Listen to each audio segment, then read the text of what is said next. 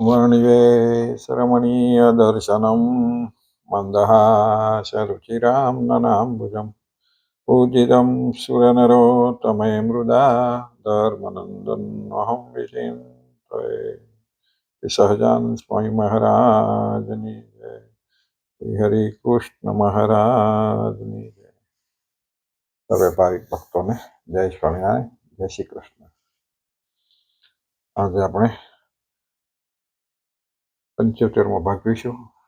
આગળના 74 ભાગ સુધીમાં આપણે છેલ્લે 107મો શ્લોક જોયો હતો। એમાં ઈશ્વર એટલે કે ઈશ્વર, જીવ, માયા અને ઈશ્વર, એમાં ઈશ્વર જે છે એ કહે છે કે તે આપણા હૃદયને વિશે રહ્યા છે એવું આવ્યું। અને કેવા છે તો અંતર્યામી છે, સ્વતંત્ર છે અને કર્મફળના આપનારા છે, એના વિશે આપણે ગયા ભાગમાં જોયું હતું। આજે 108મો શ્લોક આવ્યા।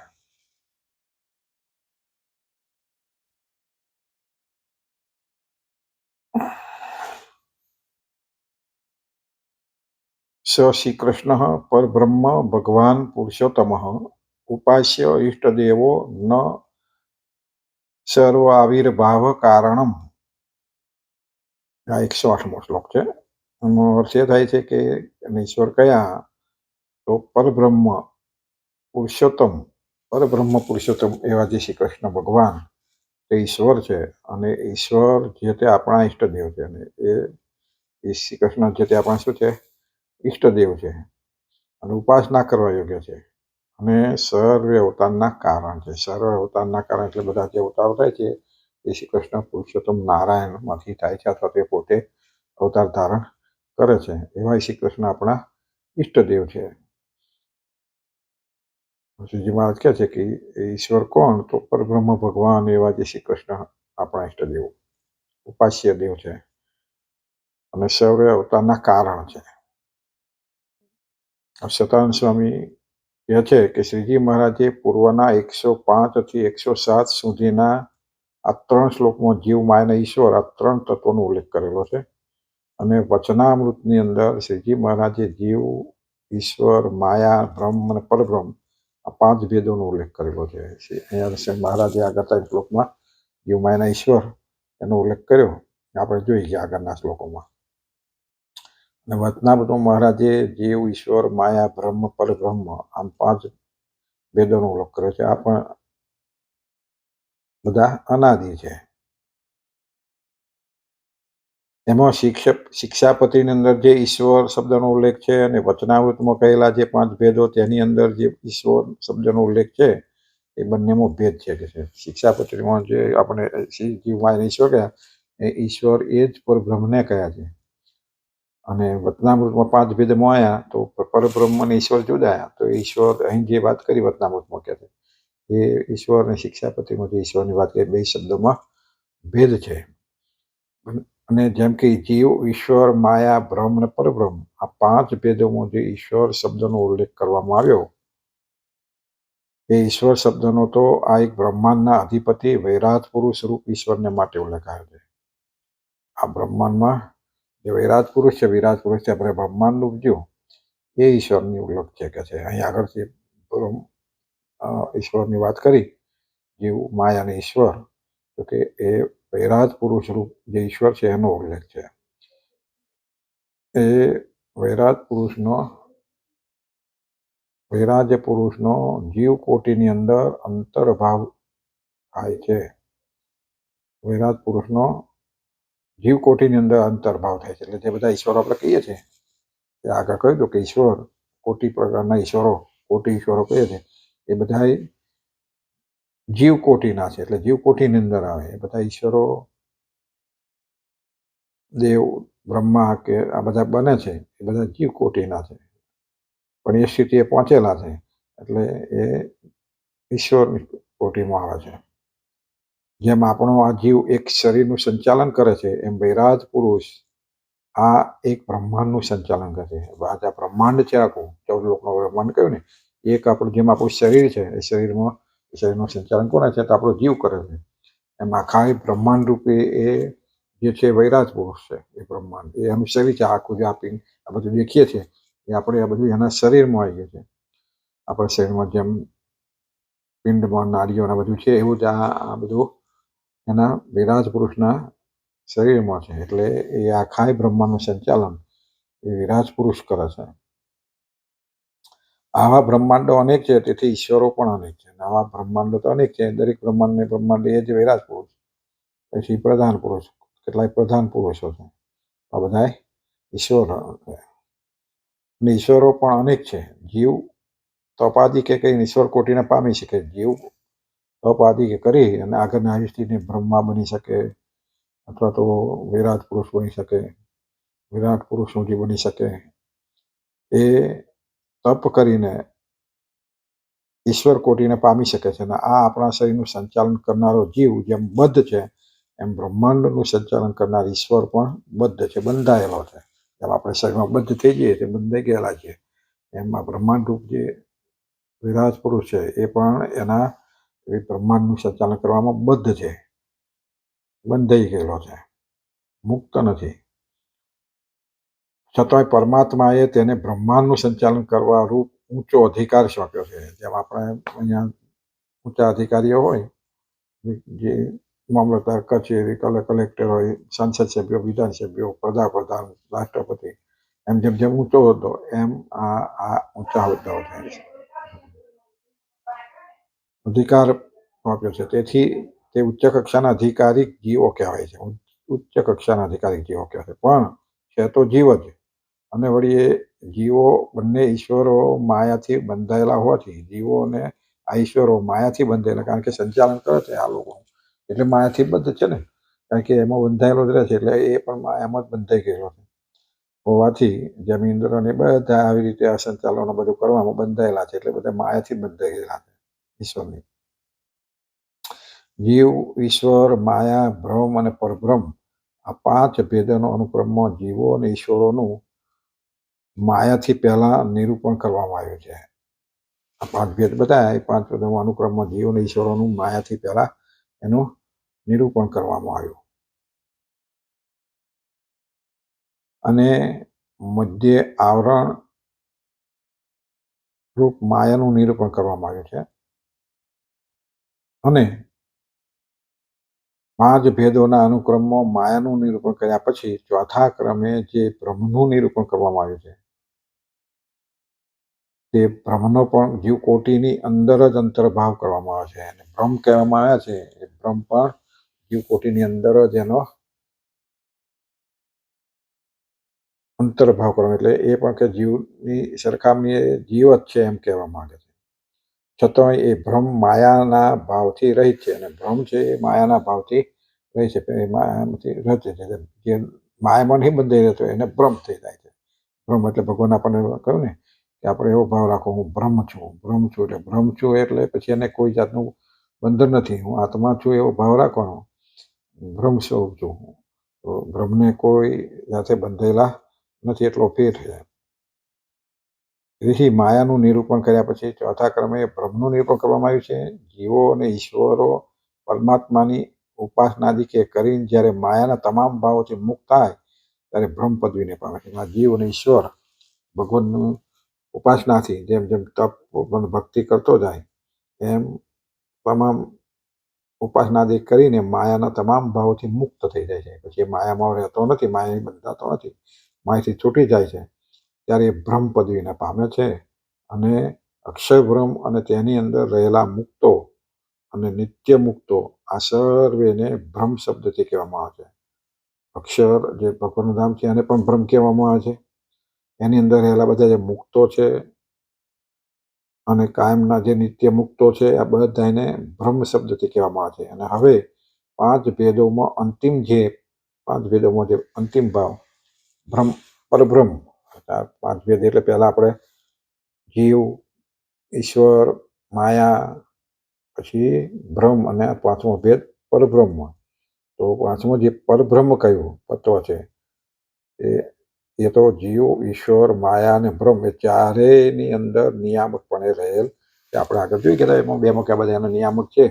પણ અહીંયા આગળ જે પાંચ ભેદ બતાવે એટલે પાંચેય ભેદમાં આગળના જે ચાર ભેદ એના નિયામક પરબ્રહ્મ છે.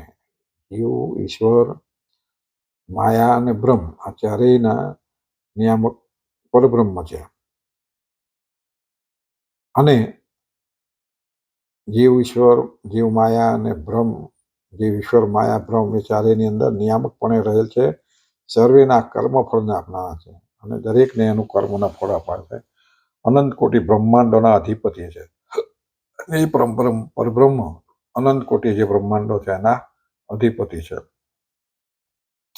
જેને પરમેશ્વર કહે છે, પરમાત્મા કહે છે, નારાયણ કહે છે. આ રીતે 5 ભેદોમાં જે બીજા નંબરે ઈશ્વર શબ્દનો ઉલ્લેખ થયો, જીવ ઈશ્વર કયા એ ઈશ્વર શબ્દનો ઉલ્લેખ થયો છે, એ આ એક બ્રહ્માંડના અધિપતિ વૈરાટ પુરુષ ઈશ્વરને માટે થયો છે એમ જાણવું. એટલે જ્યારે ત્યાં જીવ, ઈશ્વર, માયા કયા અહીં આગળ શિક્ષાપત્રીમાં નહીં પણ વતનામૃતમાં ત્યાં 5 ભેદ બતાવ્યા. એમાં જે ઈશ્વર શબ્દનો પદ એ કયા ઈશ્વર? તો કે વૈરાટ પુરુષ આદિ જે એવા છે એના માટે ઈશ્વર શબ્દ વપરાયો છે. અને વળી શિક્ષાપત્રીની અંદર શ્રીજી મહારાજે પૂર્વના 3 શ્લોકમાં જીવ, માયા અને ઈશ્વર આ 3 તત્વોનો ઉલ્લેખ કર્યો છે. તો આ શિક્ષાપત્રીમાં ઉલ્લેખ પામેલા 3 તત્વોમાં જે ઈશ્વર તત્વ છે એ કોણ છે? આવી શંકા ઉપસ્થિત કરીને ઈશ્વર તત્વનું નિરૂપણ આ 108મા શ્લોકની અંદર શ્રીજી મહારાજે કર્યું કે જે ઈશ્વર કહે, જે ઈશ્વર માયા કયા ત્યાં આગળ જીવ, માયા, ઈશ્વર, તો ઈશ્વર તત્વ કોણ છે? તો આ 108મા તત્વમાં ઈશ્વર કયા છે? તો પરબ્રહ્મ એવા પુરુષોત્તમ એ ઈશ્વર આપણા છે એવું કહ્યું, એ આપણા ઈષ્ટદેવ છે એવું કહ્યું. આવી શંકા ઉપસ્થિત કરીને ઈશ્વર તત્વનું નિરૂપણ આ 108મા શ્લોકની અંદર શ્રીજી મહારાજે કર્યું. આ શ્લોકનું વિવરણ કરતા ભાષ્યકાર સતાનંદ સ્વામી સમજાવે કે પૂર્વના શ્લોકમાં જે ઈશ્વર તત્વનું નિરૂપણ કર્યું એ ઈશ્વર સાક્ષાત શ્રી કૃષ્ણ છે. એટલે આગળના શ્લોકમાં આપણે જે 7માં જોયા એમાં જે ઈશ્વરની વાત આવી એ આ પરબ્રહ્મ પુરુષોત્તમ એમને ત્યાં આગળ ઈશ્વર કયા છે, વૈરાટ પુરુષને નહીં. એ ઈશ્વર સાક્ષાત શ્રી કૃષ્ણ જ છે. અને એ શ્રી કૃષ્ણ કેવા છે એ તો પ્રત્યુત્તરમાં 5 વિશેષણ એમણે આપ્યા. એ શ્રી કૃષ્ણ કયા છે? એ શ્રી કૃષ્ણ કયા? એ ઈશ્વર કયા? તો શ્રી કૃષ્ણ. એ શ્રી કૃષ્ણ કયા? એ શ્રી કૃષ્ણ કેવા છે? તો એના પ્રત્યુત્તરમાં આ શ્લોકમાં 5 ભેદ બતાવ્યા. પરબ્રહ્મ છે, ભગવાન, પુરુષોત્તમ, ન ઉપાસ્ય ઈષ્ટદેવ, ન ઉપાસ્ય ઈષ્ટદેવ, સર્વાવિર્ભાવ કારણમ, સર્વાવિર્ભાવ કારણ એટલે સર્વ આવિર્ભાવ કારણમ. 5 વિશેષણોની અનુક્રમે વ્યાખ્યા કરતા હવે સતાનંદ સ્વામી જુદું જુદું સમજાવે છે કે આ 5 જે વિશેષણો કયા, દરેક વિશેષણ પર સતાનંદ સ્વામી છણાવટ કરે છે. પરબ્રહ્મ, પહેલો શબ્દ છે પરબ્રહ્મ. કયા? તો પરબ્રહ્મ કહેવાય તો એ શ્રી કૃષ્ણ છે એ પરબ્રહ્મ છે. પરમ એટલે સર્વોત્કૃષ્ટ, પરમ બ્રહ્મ સર્વોત્કૃષ્ટ, અને બ્રહ્મ એટલે મોટા, સર્વત્ર વ્યાપક, સર્વોત્કૃષ્ટ એવા, સર્વત્ર વ્યાપક એવા. એટલે અહીંયા આગળ કહ્યું છે અપાર મહિમત્વાત્ સર્વેભ્યોધિકમ ભવતીતિ બ્રહ્મ ઇતિ. મહિમાને લીધે જે સર્વથી અધિક હોય, સર્વથી મોટા હોય તેને કહેવાય છે બ્રહ્મ. મહિમાને લીધે સર્વથી અધિક હોય અને સર્વથી મોટા હોય એને કહેવાય બ્રહ્મ, અર્થાત સર્વત્ર વ્યાપક તત્વ, બધે વ્યાપી શકે એવું તત્વ. તો શ્રી કૃષ્ણ પોતાની અંતર્યામી શક્તિથી અનંત કોટી બ્રહ્માંડમાં વ્યાપી રહેલા છે. ભગવાન જે જગ્યાએ પણ અનંત કોટી બ્રહ્માંડ છે, દરેક બ્રહ્માંડમાં વ્યાપી રહેલા છે, દરેક તત્વોમાં વ્યાપી રહ્યા છે, દરેક જીવોમાં, ઈશ્વરોમાં, બધામાં બધે વ્યાપેલા છે. એટલા જ માટે એને બધી જ ખબર છે, બીજા બધાને ખબર નથી. એના ઈશ્વરને એમની પોતાની પણ દરેક આત્માની ફાઇલ એમની પણ મળે. પહેલાં એના દરેક જન્મો કરતાં સુધી કેટલા લીધા ને કેટલા લે છે બધું એમને ખબર હોય. એટલા માટે એ વ્યાપક છે, અનંત કોટી બ્રહ્માંડમાં વ્યાપી રહેલા છે. માટે પરમાત્મા શ્રી કૃષ્ણને બ્રહ્મ શબ્દથી કહેવામાં આવે છે. એટલા માટે એમને આ શ્રી કૃષ્ણ પરમાત્માને બ્રહ્મ શબ્દ કહેવામાં આવે છે. હવે પરમ બ્રહ્મ, અહીં પરમ આવું વિશેષણ શા માટે? તો અહીં પરમ આવું વિશેષણ એટલા માટે કે તેના પ્રત્યુત્તરમાં સ્વામી કહે છે કે શાસ્ત્રોમાં પ્રકૃતિને પણ બ્રહ્મ શબ્દથી કહેલી છે. શાસ્ત્રોમાં પ્રકૃતિ જે છે એ પ્રકૃતિને પણ બ્રહ્મ કહે છે, શબ્દથી કહેલી છે. જેમ કે મમ યોનિર્મહદ બ્રહ્મ ઇતિ, અને પરમાત્મા શ્રી કૃષ્ણ તો પ્રકૃતિ થકી શ્રેષ્ઠ અને વિલક્ષણ છે, માટે પરબ્રહ્મ કહેવાય છે. શ્રી કૃષ્ણ ભગવાન એ આ પ્રકૃતિથી પણ મહદ છે, વિશેષ છે, વિલક્ષણ છે, માટે એને પરબ્રહ્મ કહેવાય છે. બ્રહ્મ પણ એથી પરબ્રહ્મ કહેવાય છે. વળી શાસ્ત્રોમાં અક્ષરધામને બ્રહ્મ શબ્દથી કહેલું છે. જેમ કે બ્રહ્માખ્યમ ધામતે યાંતિ શાંતા ઇતિ, પણ ભગવાન શ્રી કૃષ્ણ તો અક્ષરધામ થકી પણ પર છે, શ્રેષ્ઠ છે, સર્વોત્કૃષ્ટ છે, અક્ષરધામથી વિલક્ષણ છે, માટે પરબ્રહ્મ કહેવામાં આવે છે. અક્ષરધામ એ બ્રહ્મ, આ બધા બ્રહ્મ કહેવાય છે, પણ છતાંય એ પરતંત્ર છે, ભગવાનની આગળ પરતંત્ર છે. જ્યારે ભગવાન એ કોઈનાથી આગળ પરતંત્ર નથી, સ્વતંત્ર જ છે. કારણ કે બધા ઈશ્વરો તો અક્ષરધામ અક્ષરને પણ મહારાજની મરજીમાં જ રહેવું પડે કે એ પ્રમાણે જ કરવું પડે છે, એટલે ત્યાં એ સ્વતંત્ર નથી. એટલે આ વિલક્ષણતા છે એમનામાં.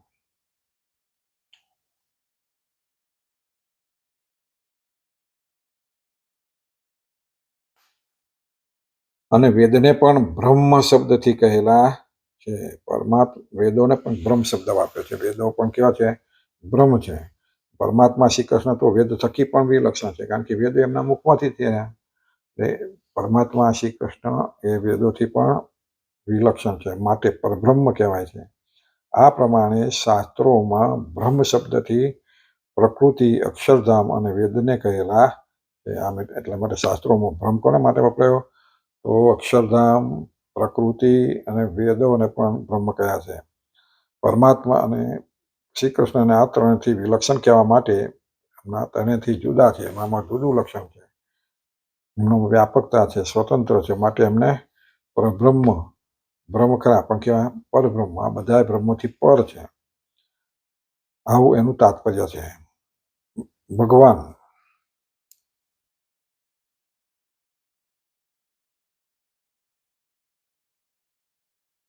હવે બીજું લક્ષણ ભગવાન, જેને આપણે ભગવાન કહીએ છીએ. અને વળી પરમાત્મા શ્રી કૃષ્ણને વિશે ભગ શબ્દની વાચ્ય એવા 6 ગુણો રહેલા છે. ભગ શબ્દથી વાચ્ય એવા 6 ગુણો રહેલા છે, તેને ભગવાન કહેવાય છે. ભગ શબ્દથી કહેવા યોગ્ય ગુણો વિષ્ણુ પુરાણમાં બતાવેલા છે. ભગ શબ્દથી કહેવા યોગ્ય જે ગુણો છે, એના કેવા ગુણો હોય તો કે વિષ્ણુ પુરાણમાં બતાવેલા છે. ઐશ્વર્યસ્ય, સમગ્રસ્ય, ધર્મસ્ય, યશસ્વશ્રિય, જ્ઞાન વૈરાગ્ય યોચ શણમ ભગ ઇતિંગના ઇતિ, એટલે સમગ્ર ઐશ્વર્ય, ધર્મ, યશ, લક્ષ્મી, જ્ઞાન અને વૈરાગ્ય, આ 6 ભગો કહેવાય છે. એમાં 6 વસ્તુઓ કઈ? એમાં સમગ્ર ઐશ્વર્ય હોય, ધર્મ હોય, યશ હોય, લક્ષ્મી, જ્ઞાન અને વૈરાગ્ય, આ 6 પ્રકારના જે ભગ કહેવાય છે, એ ભગો શ્રી કૃષ્ણને વિશે રહેલા છે. આ 6 ગુણો એ શ્રી કૃષ્ણ ભગવાનમાં રહેલા છે, એટલે એને ભગવાન કહે છે. એ ભગો શ્રી કૃષ્ણને વિશે રહેલા છે, માટે શ્રી કૃષ્ણને ભગવાન કહેલા છે. ઐશ્વર્ય, ધર્મ, યશ, લક્ષ્મી, જ્ઞાન અને વૈરાગ્ય. અને વળી વિષ્ણુ પુરાણમાં જ ભગવાન શબ્દનો અર્થ કહેલો છે કે જે આ જગતની ઉત્પત્તિ, પ્રલયને અને સર્વે પ્રાણીઓના જે જન્મ અને મરણ થાય છે તેને પણ જાણે, અને મોક્ષ કરનારી જે વિદ્યા અને નરકમાં પાડનારી જે અવિદ્યા એમને પણ જાણે, એને કહેવાય ભગવાન. આ સર્વ જગતની જે ઉત્પત્તિ થાય, પ્રલય થાય, સર્વે પ્રાણીઓના જે જન્મ થાય છે, મરણ થાય છે, એ બધાને જાણે, બધે એક એકને ખબર હોય. અને પાછું મોક્ષ કરનારી જે વિદ્યા એને જાણે, નરકમાં પાડનારી જે અવિદ્યા એમને પણ જાણે, અને આ બધું જે જાણ છે એને ભગવાન કહેવાય છે.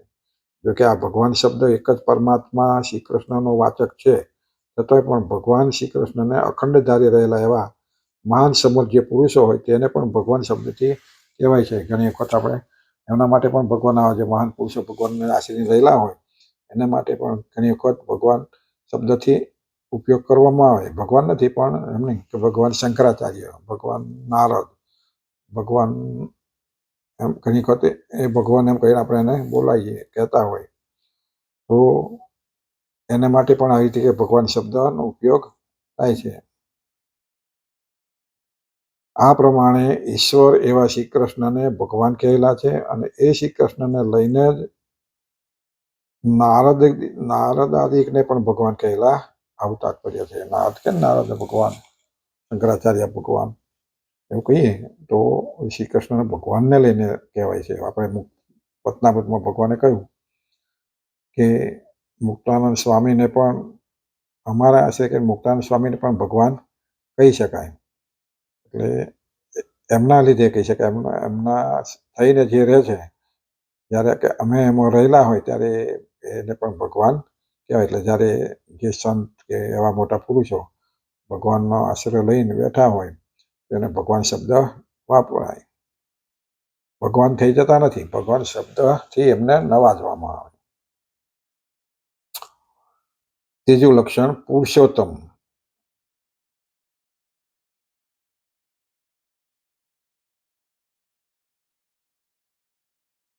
વળી પરમાત્મા શ્રી કૃષ્ણ ક્ષર અને અક્ષર આ બે પ્રકારના પુરુષો થકી ઉત્તમ છે, માટે પુરુષોત્તમ કહેવાય છે. બોલો, શ્રી કૃષ્ણ ભગવાન જે છે પરમાત્મા એ ક્ષર અને અક્ષર એ બે પ્રકારના પુરુષો થકી ઉત્તમ છે, માટે પુરુષોત્તમ કહેવાય છે. ક્ષર આપણે બધા અક્ષર કહેવાય પુરુષ, અને જે અક્ષર છે કહીએ છીએ જેનો ક્ષય થતો નથી, જેનો ક્ષર થતો નથી, જે નાશ પામતો નથી, એ અક્ષર છે. તો એ પુરુષો એ બેથી પુરુષોત્તમ એ પ્રકારના પુરુષો કરતા ઉત્તમ છે અને એટલા માટે એને પુરુષોત્તમ કહેવાય છે. આ બે પુરુષોથી એ ઉત્તમ પુરુષ છે, માટે એને પુરુષોત્તમ કહેવાય છે. ક્ષરાક્ષરાભ્યામ ઉત્તમ ઇતિ પુરુષોત્તમ ઇતિ. પરમાત્મા શ્રી કૃષ્ણ ક્ષર શબ્દથી કહેલા બધ જીવો અને ઈશ્વરો થકી પર છે. પરમાત્મા શ્રી કૃષ્ણ ક્ષર શબ્દથી કહેલા બધ જીવો અને ઈશ્વરો થકી પર છે, ઉત્તમ છે. અને અક્ષર શબ્દથી કહેલ છે જે અક્ષરધામ અને મુક્તો એ થકી પણ ઉત્તમ છે. આ બધા પુરુષો કરતા અક્ષર શબ્દથી બધ જીવો ઈશ્વરો થકી પણ પર છે. અક્ષર શબ્દ કહે છે અક્ષરધામ જે કહે છે એમાં રહેલા જે મુક્તો છે એ મુક્તો થકી પણ ઉત્તમ છે. અને આ પ્રમાણે ક્ષર અને અક્ષર પુરુષોત્તમ થકી ઉત્તમ છે. ક્ષર અને અક્ષર પુરુષો થકી પણ ઉત્તર છે, માટે પુરુષોત્તમ કહેવાય છે. એટલા માટે એથી ઉત્તમ છે, માટે એને પુરુષોત્તમ કહે છે. ભગવદ્ ગીતામાં પણ કહેલું છે કે દ્વાવિમૌ પુરુષૌ લોકે ક્ષરશ્ચ અક્ષર એવ ચ ક્ષર સર્વાણી ભૂતાની કૂટસ્થો ક્ષર ઉચ્યતે ઉત્તમ પુરુષ સત્વનેય પરમાદિત્યુદાહત. એટલે કે આ લોકમાં જે બદ્ધ જીવો છે તેને ક્ષર પુરુષો કહેવાય છે. આ લોકમાં આપણે જે બધા બદ્ધ જીવો છે, ઈશ્વરો પણ કહે છે ને, એ પણ ક્ષર છે, માટે એ ક્ષર પુરુષો કહેવાય. અને જે મુક્ત જીવો છે તેને અક્ષર પુરુષો કહેવાય છે. જે અક્ષરધામના મુક્ત એ બધા અક્ષર પુરુષો છે. ક્ષર અને અક્ષર પુરુષો થકી જે અન્ય છે, અર્થાત આ બંને થકી પર અને ઉત્તમ છે, તેને પુરુષોત્તમ કહે છે. ક્ષર અક્ષર થકી અન્ય છે, જે બીજા અક્ષરના અક્ષર થકી કોણ, બધા અક્ષરના અક્ષર છે, એ થકી જુદા કોણ, તો બીજા જે પુરુષ છે એને પુરુષોત્તમ કહીએ છીએ. ને આ પ્રમાણે ઈશ્વર એવા જે શ્રી કૃષ્ણને પુરુષોત્તમ શબ્દથી કહેલા છે, આવું તાત્પર્ય છે. એટલે આ અર્થના આધારે ઈશ્વરને પુરુષોત્તમ શબ્દથી નવાજવામાં આવે છે.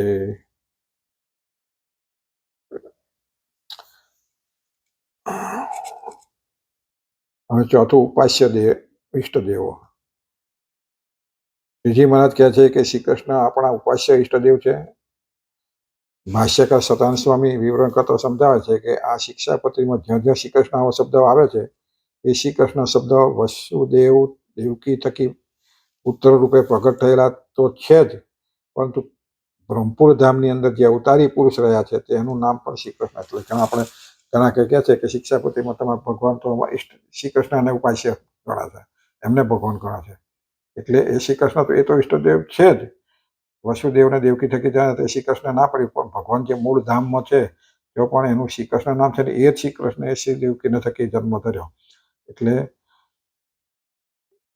શ્રી કૃષ્ણ કહે છે એ શ્રી કૃષ્ણ છે, એ શ્રી કૃષ્ણ અનાદિ શબ્દ છે. શ્રી કૃષ્ણ વાસુદેવને દ્વારિકામાં 5000 વર્ષ પહેલા થયા નહીં, પણ એ પહેલાના શાસ્ત્રો વાંચો વેદોને એમાં પણ શ્રી કૃષ્ણ નામ શબ્દ આવે છે. તો શ્રી કૃષ્ણ કયા? તો અનાદિ જે પહેલો શબ્દ છે ભગવાનનું ધામ છે તેમાંથી એ નામ શ્રી કૃષ્ણ છે. એથી શ્રી કૃષ્ણ અનાદિ શબ્દ છે. વસુદેવ દેવ થકી પ્રગટ થયા પછી શ્રી કૃષ્ણ નામ વિશેષણપણે પ્રવર્તેલું છે, પરંતુ મૂળ જે પરમાત્મા તત્વ છે એનું નામ પણ શ્રી કૃષ્ણ છે. એટલે વસુદેવ દેવકીનું તો નામ પડ્યું, એ તો પછી નામ અહીંયા દાણ પડી એટલે નામ પાડ્યું, પણ એ પહેલેથી ધામમાં જે નામ છે એ પણ શ્રી કૃષ્ણ છે. માટે એ શ્રી કૃષ્ણની વાત છે. જેથી આ પૃથ્વી ઉપર અવતારી પુરુષના જે અવતારો હોય તેને પણ શ્રી કૃષ્ણ કહેવાય. અને એટલા માટે આ પરમાત્માના જે કંઈક અવતારો થાય ને એ અવતારોને પણ શ્રી કૃષ્ણ નામથી કહી શકાય, કારણ કે એ જ શ્રી કૃષ્ણ અવતાર ધારણ કરે છે. માટે એને શ્રી કૃષ્ણ પણ કહી શકાય. સ્વામિનારાયણ ભગવાનને પણ કૃષ્ણ અને હરિકૃષ્ણ નામ સાથે પડ્યા. એમને પણ કૃષ્ણ નામ પાડી દીધું, બીજું નામ હરિ પાડી દીધું, બે ભેગા કરીને હરિકૃષ્ણ નામ પાડી દીધું. એ પણ કૃષ્ણ છે. કારણ કે અવતારના અવતારીનું અભેદપણું શાસ્ત્રમાં વર્ણવેલા છે. માટે આપણા ઉપાસ્ય ઈષ્ટદેવ જે ભગવાન સહજાનંદ સ્વામી છે તેમને પણ શ્રી કૃષ્ણ કહી શકાય. આપણે કહ્યું એમ એ જ કારણથી શ્રીજી મહારાજે અહીં પરોક્ષપણે કહ્યું છે, પરોક્ષપણે કે એ શ્રી કૃષ્ણ આપણા ઉપાસ્ય ઈષ્ટદેવ છે. ઉપાસ્ય એટલે જે ધામમાં છે એની વાત છે, એ પરોક્ષ છે. કારણ કે એટલે એની વાત છે કે શ્રી કૃષ્ણ આપણા ઈષ્ટદેવ છે, પણ પોતે શ્રીજી મહારાજ એ મૂળ તત્વ શ્રી કૃષ્ણ થકી જુદા નથી. શ્રીજી મહારાજ પોતે પણ એ મૂળ તત્વથી જુદા નથી. એટલે આપણે તો એને જ સમજવાના. શ્રીજી મહારાજને મૂળ તત્વ અવતારી જે શ્રી કૃષ્ણ છે એ જ આપણા ઈષ્ટદેવ સહજાનંદ સ્વામી છે. આવું તાત્પર્ય સતાનંદ સ્વામી કે આવું તાત્પર્ય એનું છે. પાંચમું જે કારણ સર્વાવિર્ભાવ કારણમ, સર્વ આવિર્ભાવ બધામાં એનો આવિર્ભાવ થાય. વળી જે શ્રી કૃષ્ણ છે એ સર્વે અવતારોના કારણરૂપ છે. સતાનંદ સ્વામી કહે છે સર્વ આવિર્ભાવ કારણ સાથે કહે છે શ્રી કૃષ્ણ છે સર્વે અવતારોના કારણરૂપ છે. અવતારો એમાંથી થાય છે. આ પૃથ્વી પર જે અવતારો થાય છે એ સર્વે અવતારો મૂળ તત્વો જે શ્રી કૃષ્ણ તે થકી જ થાય છે. તેથી આપણા ઈષ્ટદેવ જે સહજાનંદ સ્વામી છે એ પણ શ્રી કૃષ્ણના જ અવતાર છે. કારણ કે અવતાર શબ્દની વ્યુત્પત્તિ જ એવી છે કે અવતરિત ઇતિ અવતાર. આ પૃથ્વી પર જે ઉતરે તેને કહેવાય અવતાર. આ પૃથ્વી પર જેને અવતાર ધારણ કરે ઉતર્યા એ બધા એના અવતાર કહેવાય. ભગવાન સ્વરૂપે જે આયા એ બધા એના અવતારો છે. તેથી સહજાનંદ સ્વામી મૂળ તત્વ જે શ્રી કૃષ્ણ તેના જ અવતાર છે. છતાંય પણ અવતાર અને અવતારીનું અભેદપણું છે. અવતાર અને અવતારીમાં પાછું અભેદપણું છે. આ રીતે અભેદપણાનો સ્વીકાર કરી અને અવતારી પણ કહી શકાય છે. આવું તાત્પર્ય છે. સતાનંદ સ્વામી આ શ્લોકનો ભાવ કરતા સમજાવે છે કે પૂર્વના 107મા શ્લોકમાં જે ઈશ્વરનું વર્ણન કરવામાં આવ્યું એ ઈશ્વર કોને જાણવા, આવી શંકા ઉપસ્થિત કરીને તેના પ્રત્યુત્તરમાં એમ કહ્યું કે જેને પરબ્રહ્મ ભગવાન પુરુષોત્તમ કહે છે અને જે સર્વે અવતારોના કારણ છે અને જે આપણા ઉપાસ્ય ઈષ્ટદેવ છે આવા જે શ્રી કૃષ્ણ તેને જ ઈશ્વર જાણવા. અહીંયા આગળ આપણે 7મા શ્લોકમાં ઈશ્વરની વાત આવી.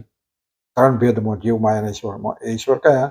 તો આવા સર્વોપરી જે ઈશ્વર છે એને ઈશ્વર જાણવા. અને જ્યારે પેલા 5 ભેદમાં આવે તો ઈશ્વર કોટીના જે બધા જીવાઓ છે એને ઈશ્વર કયા છે. તો ત્યાં આગળ આ ઈશ્વરની વાત નથી, પણ શિક્ષાપત્રીમાં જે ઈશ્વરની વાત કરી એ સર્વે અવતાર જે થાય છે આવા જે શ્રી કૃષ્ણ જે આપણા ઈશ્વર જાણવા અને એ શ્રી કૃષ્ણ જ આપણા ઈશ્વર જાણવા એમ કહ્યું. આ રીતે શ્રીજી મહારાજે આ શ્લોકમાં પ્રતિપાદન કર્યું. પણ શ્રીજી મહારાજ પોતે જ ઈશ્વર હોવાથી કહી શકતા હતા કે પૂર્વના 107મા શ્લોકમાં વર્ણન કરાયેલો જે ઈશ્વર છે તે હું જ છું. પણ શ્રીજી મહારાજે એમ કહ્યું નહીં. ઘણી વખત મહારાજે પોતે ખાસ કરીને કોઈ એવું નથી કહ્યું કોઈ ઈશ્વર છું કે તે વખતે તો કહી શકાય કે એવો ઈશ્વર હું છું. શિક્ષાપતિમાં જેવું લખત, પણ એવું કહ્યું નહીં. કારણ કે અત્યારે શ્રીજી મહારાજ ઉપદેષ્ટા ગુરુ તરીકે શિષ્યો પ્રત્યે શિક્ષાપતિ રહેલા, ત્યારે પોતે ઉપદેષ્ટા તરીકે પોતાના શિષ્યો પ્રત્યે શિક્ષાના વચન લખી રહ્યા છે. એટલે એમ ના કહ્યું કે હું એ જ શ્રી કૃષ્ણ હું છું. હું વતનામૃતમાં બોલ્યા હું તમારો ઈષ્ટ છું, તમારો ગુરુ છું, ઉપાસ્ય છું, એવું કોઈક જગ્યાએ ત્યાં કહે છે. પણ શિક્ષાપત્રીમાં જઈ કહ્યું એટલે ઘણા શું કહે કે તમારા ભગવાન તો ભગત હતા, અથવા તો એ પોતે શ્રી કૃષ્ણની ઉપાસના કરતા હતા અને એમનું ધ્યાન કરું છું એવું લખ્યું. પણ એ તો ઉપાસ્ય છે, બતાવે છે કે આ રીતે કરવાનું. એટલે ઉપદેષ્ટા છે એટલે પોતે શિક્ષાના વચન લખે છે અને પોતે અનુસર્યા છે. તેથી ઉપદેષ્ટા ગુરુ તરીકેની ફરજ બજાવીને એવું સૂચવેલું છે કે કોઈ પણ ઉપદેષ્ટા ગુરુએ શિષ્યને પોતામાં કદી પણ જોડવા જોઈએ નહીં. ઉપદેષ્ટા જો ગુરુ હોય એને પોતાનામાં જોડવા જોઈએ ને એવું કહેવા માંગે છે કે ગુરુએ પોતાના ભગવાનને ઓળખાવા જોઈએ. પોતે તો ભગવાન હતા એમ કહી શકો હું ભગવાન છું, પણ એક ઉપદેષ્ટા તરીકે ગુરુ તરીકે જ્યારે લખે છે એટલે પોતાનામાં ન જોડવા, હરકતી રીતે ભગવાનમાં જોડવા માટે આવા શબ્દ વાપર્યો છે. પોતે હતા તો ઈશ્વર જ. વળી ઈશ્વર તત્વ એક જ છે, ક્યારેય પણ બે માની શકાય નહીં. ઈશ્વરની આકૃતિઓ અનંત માની શકાય, ઈશ્વરના નામો પણ અનંત માની શકાય, પણ અનંત આકૃતિઓના અને શક્તિઓના આશ્રયરૂપ તેમજ અનંત નામોની નામી એવું જે ઈશ્વરનું સ્વરૂપ છે તેને અનંત માની શકાય નહીં. ઈશ્વર એક જ છે કે છે. આ બધા ઈશ્વરો જુદા જુદા નહીં, ઈશ્વરના અવતારો છે, જુદા છે. એટલે કે છે અહીંયા આગળ ઈશ્વરની આકૃતિઓ અનંત માની શકાય. જુદા જુદા સ્વરૂપે જ્યારે અવતાર લીધો એની આકૃતિઓ મૂળમાંથી આવે છે, પણ જુદા જુદા સ્વરૂપે આવે છે. જે કામ કરવા આવ્યા હોય, જે જરૂર હોય એ રીતે એનું સ્વરૂપ ધારણ કરે છે અને એવું કામ કરી જાય છે. એટલે ઈશ્વરના નામો પણ અનંત છે. આપણે કે હરિતારા નામ કયા નામે લખવી, નામો પણ અનંત છે, અવતારો પણ અનંત છે, મૂળ એક જ છે. પણ અહીં પણ આવે છે એટલે એ રીતે ઈશ્વરના નામો અનંત છે, પણ છતાં એની આકૃતિઓ અનેક માની શકાય.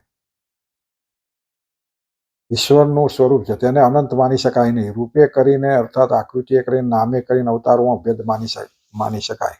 રૂપે કરીને, નામે કરીને, અવતારોમાં ભેદ માની શકાય, પણ અનંત શક્તિઓના આ સ્વરૂપ જે સ્વરૂપ છે તેણે કરીને અવતારોમાં ક્યારેય પણ ભેદ માની શકાય નહીં. અવતારોમાં અહીં ભેદ માની શકાય કે એના રૂપે કરીને અથવા તો આકૃતિએ કરીને, પણ શક્તિઓના આશ્રય રૂપે જે સ્વરૂપ છે એના ભેદ માની શકાય નહીં. અને સ્વરૂપે કરીને તો અવતાર તથા અવતારીમાં પણ ભેદ માની શકાય નહીં. અવતાર અને અવતારીમાં પણ ભેદ માની શકાય કે એ પોતે આયા છે, પણ છતાંય સ્વરૂપ સ્વતંત્ર એક જ છે. સ્વરૂપ સર્વત્ર એક જ છે, પણ રૂપ જુદા જુદા હોય છે. સ્વરૂપ કયું છે? ભગવાન. પણ આ રૂપ જે જુદા જુદા છે. આપણું આ શરીર છે એ રૂપ છે, અને આપણા આ શરીરમાં આશ્રય રૂપે રહેલો જે જીવાત્મા તેને સ્વરૂપ કહેવામાં આવે છે. રૂપ અને સ્વરૂપ હંમેશા પૃથક પૃથક હોય છે. જીવાત્માનું આપણે સ્વરૂપ કહીએ છીએ, આ શરીર છે એ રૂપ છે. એનું રૂપો અલગ અલગ હોય છે. જીવાત્માનું સ્વરૂપ એક છે. હું આ જીવાત્મા પશુ પંખીના યોનિમાં જાય તો એનું સ્વરૂપ બદલાઈ જાય છે. રૂપ એનું એક જ છે, જીવનું રૂપ એક જ છે, પણ એનું સ્વરૂપ બદલાઈ જાય છે. એમ ભગવાન જ્યારે પૃથ્વી પર આવે છે તો એના સ્વરૂપ આપણે આ રીતે માનીએ છીએ, પણ રૂપ એમનું એક જ છે. મૂળ તત્વ પરબ્રહ્મ છે. એ જ રીતે પરમાત્માની શુદ્ધ સત્વની જે આકૃતિ તેને રૂપ કહેવાય છે. શુદ્ધ સત્વની જે આકૃતિ તેને રૂપ કહેવાય છે.